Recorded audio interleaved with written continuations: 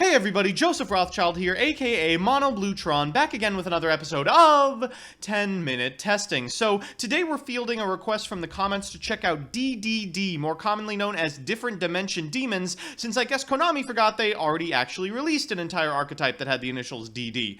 Anyway, for some reason, they release new members of this archetype every week, and the new releases, Executive Genghis, Darkness Armageddon, and Zero Laplas, are slated to shake the archetype up. Now, this is going to be a slightly different type of video than normal. We're going to focus on highlighting the differences between current DDD strategy and strategy in a post-releases era. This will be more clear after we look at the deck list, so let's go do that now.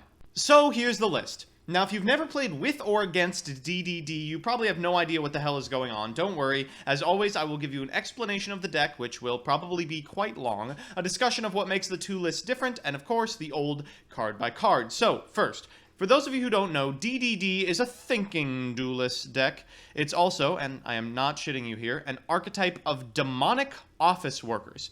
See, one of the reasons I love Yu-Gi-Oh! Is it just doesn't take itself seriously at all. Each monster is named after a mythological figure and an office position, and they use each type of extra deck summoning method, except for the new one. Despite the absolutely unreal setups and powerful, resilient combos, the deck will probably never be the most played thing on the planet, mostly because of its complexity. The deck is absolutely nuts, and playing it requires a long process of memorizing at least 10 to 20 different lines based on your opening hand. If you're interested, I really can't recommend the combo guides on Road to the King any more than I already do. They're fantastic. The short of it is, use permutations of Savant Kepler, Lamia, Swirl Slime, Necro Slime, and maybe a couple of others in order to make boards of Crystal Wing Synchro Dragon, Siegfried to negate a spell, and depending on the line, some other stuff like Trishula or Hyper Librarian. So in order to test the new cards, we're moving somewhat away from the combo-centric playstyle of DDD in order to facilitate the easy rank 8 play that makes the new Xyz monster, Darkness Armageddon, and the easy rank 6 play that makes the other new guy, Executive Caesar. This will simplify the deck a whole lot. Making rank 8s is much easier than making big boards ever was, and the relatively low amount of deck space the new cards require will hopefully still allow us to occasionally just open the nuts as usual. We're also playing a copy of the new main deck monster, Destiny King Zero Laplas, just as a fun of to see if he's worth playing. So, on to the card by card.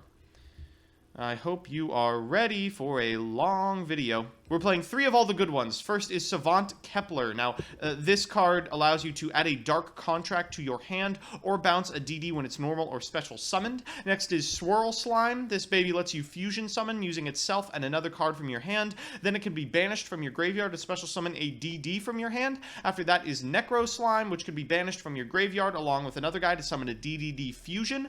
Finally, rounding out the Broken Boys is Snek Waifu Lamina, who is a tuner and can also be special summoned from the hand or graveyard by sending a DD or a Dark Contract from your hand or field to the graveyard. Still with me? Okay.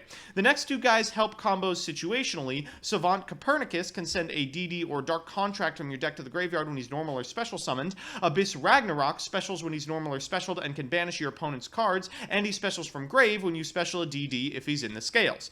After that are our fun-ofs. We have Thomas, who can destroy a DD in the Pendulum Zone and special summon a level 8 DDD from deck, very important for Armageddon Man.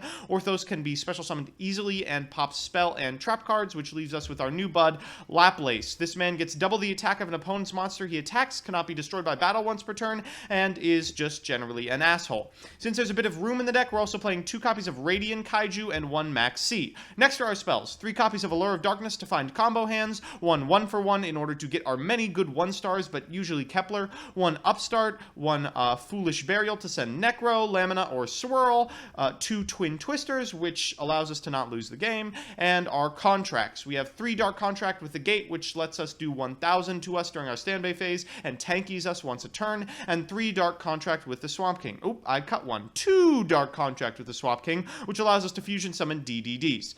Then, of course, we have the Solemn Boys, and we'll talk about extra.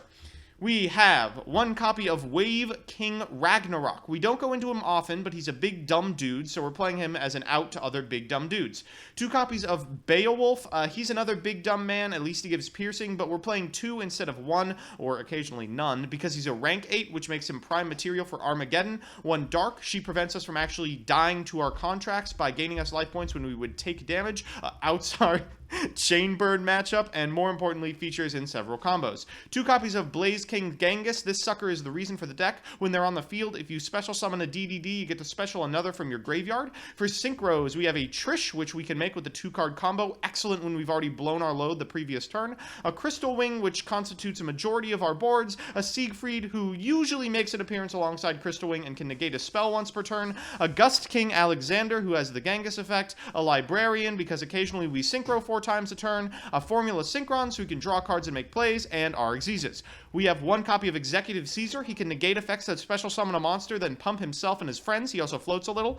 After that, we have Darkness Armageddon. Let me catch my breath. This guy's effect is quite the mouthful. He lets you destroy opponent's monsters on the field equal to the number of pendulum monsters you control, and when he dies, he goes to the pendulum zone. When in the pendulum zone, his effect allows you to, if you have another DDD scale, just barf out a DDD Xyz from your extra deck for free. And finally, Kali Yuga, the old standby, the 1-turn Denko Sekka, and Heavy Storm. Oof, that was a lot of talking. Let's get to the games. So in classic 10-minute testing fashion, our first game is up against the one, the only Magician Pendulums. This is kind of sad, actually. 2 decks with about a shelf life of a month, giving each other a last hurrah. We've opened pretty poorly, but we can Allure of Darkness our way out of this. We actually go for a more classic DDD combo in this first game. I'm just putting it here so we can juxtapose the board that I build in this game with the ones I build in the subsequent games. So, thankfully, we go second, so we can maybe draw out of this shenanigan. He's going to go ahead and use Pendulum Call to get Violet Poison and Tuner, then summon Tuner, getting Wisdom Eye, then go into Star Time, use Star Time's effect to get an A-lister, and I'm like, oh god, there's Eidolons in here? I guess I have to stare down a Starving Fusion and a Merkbah. So I'm feeling okay about that. This really means that my Bricky hand might be able to play through a piece of negation since I'm drawing so much. I actually draw into a bit of a combo. I have a Dark Contract with the Gate in which he instantly negates, which means that my second Dark Contract with the Gate will be much better. I'm going to use that to get a copy of the one of these that I was missing, Swirl, Necro, and Lamina, and then I am going for a combo. We're going to start with Blaze Genghis, use Swirl Slime to get Copernicus. Copernicus is going to send a copy of Necro, and Lamina is going to special herself. Then we'll go into Gust King Alexander. Then we'll use Necro to get an Oracle King Dark. Gust King Alexander is going to special this Lamina back. We'll use that to go into Crystal Wing Synchro Dragon, and then we'll summon Lamina herself using her own effect to destroy Dark Contract with the Gate in order to make a Curse King Siegfried. So this is pretty good. We'll use Siegfried to get over Merkbah, we'll use Crystal Wing to get over Starving Venom, and then we'll negate its effect to destroy everything in Grave. Then I can get in for a fatty 0 attack and set this Solemn Warning. On my opponent's turn, they're going to normal summon this A-lister, which I will immediately Solemn Warning. They'll use this Luster Pendulum, which I will Siegfried, and they concede. Our second match is up against Cubic, and we've opened okay. I've convinced myself we're going to go into Doom Armageddon this game, so we do that. We do have plays because we drew a copy of Dark Contract, and we have a Swirl Slime in hand, so that's at least something. Let's go ahead and get a Lamia, then we will send her and the Swirl Slime to Graveyard in order to get Genghis. We'll banish the Swirl Slime to special summon Copernicus. This triggers Genghis's effect. Copernicus's effect is going to send a copy of Necro Slime, and Genghis is going to get back Lamina. That allows us to go into Gust Alexander. Then we will use Necro Slime to get Cruel Dragon King Beowulf, just a hilariously bad name. Then we will use Gust King's effect to get back the Lamia, go into Siegfried, and then take these 2 good monsters and overlay into 1 mediocre monster, Super Doom King Darkness Armageddon, which is probably the most Yu-Gi-Oh thing I've ever heard. Our opponent is going to set 1, which is a big problem because it can only mean bad things are about to happen. We're going to use Dark Contract to get a Swirl Slime because I recognize this is a pretty easy Crystal Wing Synchro Dragon. We'll use Lamina to special summon herself by destroying the Dark Contract. This gets back the Gust King Alexander off of the Genghis's effect, which we can then use to synchro Crystal Wing. Unfortunately, we get Solemn Struck. I'm like, okay, well, I guess I'll just attack. He Battle Faders, I Maxi, I draw, and then we end our respective turns. Boy, Crystal Wing would have been great there. He's going to get Summoner Monk, use Summoner Monk to get Juja, the Cubic Meteor Vessel, then use that card to send Cubic Karma to Graveyard, banish that so that he has access to Crimson Nova, the Dark Cubic Deity, use Cubic Aura to give it 10 billion attack, Castel my guy away, attack for 6,000, and then attack for 4,000. Our third match is up against Batteryman, a deck that I expect to see at WORLDS. We've opened okay. I've convinced myself this game we're going to go into the other cards in the deck, so you'll get to see Executive Caesar in action, and you'll get to see the new main deck monster as well. Unfortunately, this is a hand that, in a world where we didn't have to do this, we really could make a sweet play. We're going to get Dark Contract, use it to get a copy of Swirl Slime, Allure of Darkness, banishing this Ragnarok, and what do you know, we draw into a Lamia. Pretty good. I guess. We're going to go ahead and fuse into a Flame King Genghis, then use Swirl Slime to summon Copernicus, sending a Lamia, then use the Necro Slime to get another copy of Genghis. Like, this is just a terrible way to execute the combo, but one of the very few ways we can actually get 2 copies of Flame King Genghis on the board at once in order to facilitate the Caesar play. So we have a Lamina in our hand, and we have an Allure of Darkness. I'm like, you know, maybe we could just draw some cards, and we draw a Necro Slime and a 1-for-1, which is actually pretty good. So we're going to pass it back, hope that this Caesar can get us there, and what do you know, it's Regeki. Turns out playing a bunch of cards with absolutely no resistances to anything is not particularly good. He's going to set 2 and pass. I'm thinking, oh god, is this some sort of stun deck? Regeki, Thunder King, set 2. We're going to go ahead and take 1,000 for Gate, then we're going to use Swamp King to make Beowulf. I figure Beowulf will clear his spell and trap card zone, and if he's a stun deck, this is probably the best option. More importantly, it allows us to get rid of the Ryo so that we can Dark Contract more easily. Let's go ahead and attack him for 11. He lets the attack happen, and I think, maybe he's not stunning. We'll use the Swirl Slime in order to get a Oracle King Dark, and then tribute that Dark for 0 Laplas. I mean, this... Woo, what else can I say about this card? Hopefully we can skate on its coattails to victory. I just tried to destroy everything, partially because I don't want to accidentally kill myself by using Dark Contracts too often, and half because I have no idea what he's playing and I want to get rid of 3 set cards. I go ahead and get Copernicus, which is going to send the last Necro Slime, I believe, get another copy of Beowulf, and now my guys have Piercing. I'm ready to do 1,000,000 damage. I do 2,900, see Battery Man Microcell, and go, oh, that explains it. Afterwards, I'm going to go ahead and attack with Laplas. Unfortunately, it only gets double the original attack, so it only goes to 2,000, but of course can't be destroyed by battle the first time, so it's fine. We put him to 1,000 and end our turn. He's going to use 9 Volt, then he's going to get Industrial Strength, Fuel Cell, destroy my 1 Beowulf, destroy my 2nd Beowulf in his set card, and then attack into, well, a 4,200 attack monster.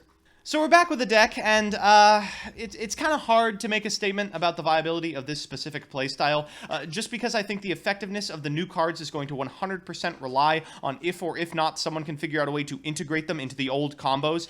It doesn't feel like this rank 6, which is sort of mediocre, and this rank 8, which is definitely mediocre, are any sort of build around. There's no reason to fundamentally change the structure of the DD archetype to do so, and honestly, since the main deck is almost identical, the differential just comes down to how you play the deck. I don't think there's a reason to derivate from the original purpose of the deck, which is making the Crystal Wing Synchro Dragon and making the Siegfried. That seems to be a much more resilient and powerful board, and even in the games we played, we were completely destroyed by things like Cubics that we would have been able to negate with Crystal Wing Synchro Dragon, and Regeki, which we would have been able to negate with the Siegfried. Truthfully, it doesn't feel like a new or cool way to innovate on the DDD archetype, and I'll probably continue jamming it in its old form even after these cards are released. So that's that. I really appreciate Konami releasing 100,000 DDD cards and not one new piece of macrocosmos support for DD purists like myself. If you liked watching these videos and want to see me play the decks I make on this show on stream, feel free to follow me at twitch.tv/monobluetron. I'm there every Monday and Wednesday from 10 to noon Eastern Standard Time. And if you want to recommend a certain deck or archetype that I can play on a future episode of this show, let me know in the comment section below and I will do my best to accommodate you. Otherwise, I'll see you Tuesday.